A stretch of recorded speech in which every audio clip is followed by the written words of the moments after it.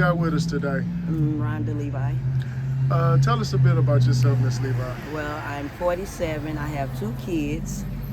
I have 5 grandbabies, and Where you grow up at? I grew up on Kings Highway, on the north side on Kings Highway in West Florissant. And I was over there for 15 years. We lost our house in 2000, and we moved over this way on Newstead in Ashland. I've been over here for 24 years, and this is the worstest neighborhood I ever lived in, but it's my life story. In my life, I ran into a serial killer. We're gonna get to that. Let's put a pause on that. Okay. What kind of household did you come from growing up? My household was lovely. It was only 3 of us. I have no sisters and brothers. I'm the only child. How was that growing up? It was okay because my granny took care of me. She spoiled me, and me and my mama was never close. We like vinegar and oil, but it was okay. I never wanted for nothing really. What schools did you go to I growing went up? to Mark Twain Elementary, Sumner High School, and I went to continuing education before Sumner High School because I went to Sumner, then I went to continuing education because I was pregnant. I had a baby, my first child at 12. I got raped, and then I had a baby at 12. And what else? I mean, my life has really been bad. I did all the destruction to myself, so I don't know. I mean, I don't know what to say. So. Did you graduate? No. Where did life take you when you left school? Well, I had to be a mother at 12, so it took me here to be 47. I learned a lot from the streets. My mom didn't teach me nothing about the streets. I had to figure it out for myself. But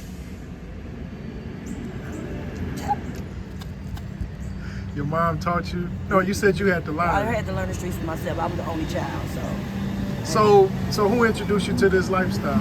Well, I saw it, and basically I was around people that were older than me, so I can say I was not being a leader, I was being a follower at the time, but I don't blame nobody for my mistakes. So, whatever. So what jobs have you had? I worked at a lot of hotels, and I was almost a manager at McDonald's. Mm-hmm. And what else? I don't know. Manager at McDonald's? Yeah. Mm-hmm. Yep. What year are we talking about? 2006. Okay. And I got married in 2014. Me and my husband was friends before we were lovers. I met him out here on the streets. Mm-hmm. And he took care of me until he passed away in October of 2022. Then what happened after that? I met this guy, and I've been dealing with him for 3 years. It's been an up and down situation, but he's okay. I love him. Okay, let's get back to the serial killer situation. Take us I through met that. him up here on Newstead in 2001, and he picked me up. And where I messed up at is when I told him I didn't want to leave my comfort zone, I shouldn't have left. What was his name? Maury Travis was his name. Yeah, and he stayed in Berkeley on Frost. And the bad thing about it is my women's tuition would have never told me that it was a serial killer until he had beat me for an hour. I was actually, how can I say, doing sexual deeds for him, and he didn't get satisfied until he started beating me. And if I would have let him handcuff me, he would have killed me. Take us through it. Like, what was the situation? He picked you up? He picked me up, and he took me to the store and bought everything that I would use to do what I do with. And then we went to his house. I was sitting in the front room, and he went downstairs to get what he's supposed to get for me. And when he came back, it wasn't what it was supposed to be. And I told him about it. Then he tried to get me to go downstairs with him. I told him I didn't want to go. And then I got tired of him asking because I got tired of being there. And we went downstairs, and I was actually giving him oral sex for about 45 minutes until I got tired and told him just forget it to drop me off. And that's when he started beating me. And he beat me for about an hour, and then I finally was able to get out, and I ran out the door naked to the neighbor's house, and the neighbors called the police. I didn't know it was a serial killer until the feds was looking for me, and I didn't know what they were looking for me for, so I finally gave him a call. This man named Connie told me to call him. He owned a tire shop down on St. Louis Avenue in Landon. He told me to get him just 15 minutes of my time for him, and I called him, and she was like, told me that it was a serial killer, and she wanted to know had he ever tried to come back and apprehend me, because I was the only one got away. And she say, you help me, I'll help you. And I said, what do you mean by that? And she was like, she was basically trying to get me to tell on somebody that didn't have nothing to do with what was going on. And I told her snitches get caught in ditches, and hung up. How did that change your life after surviving that? Like, what did you start doing differently, or if you did? Not even. I just deal now. I don't just jump in anybody's car. I just deal with the people that I've been dealing with for a while. Normally, and I mean, but these past 3 years, I really have changed a lot, because I haven't really been out here on the streets that much because of the man that I met him. He stayed across the street from my husband, and I started dating him. And I mean, I wanted to change for myself, but he had a lot to do with it. He helped me out a whole lot. Yeah. So I really haven't been out here on the streets that long, but it was a long, hard road. How did that make you feel when you found out that it was a serial killer that you escaped? Like, I was like shocked and like, wow, I couldn't believe it. And people would always tell me, when you get tired of being sick and tired, or you get your rock bottom, I'm like, what is my rock bottom if I was almost killed and I still end up out here?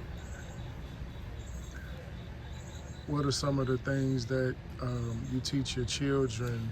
I teach my children, but I don't lie to my kids. I tell them everything that they need to know. So I tell them how to survive on the streets. They know how to survive at home. And it's amazing, because my daughter in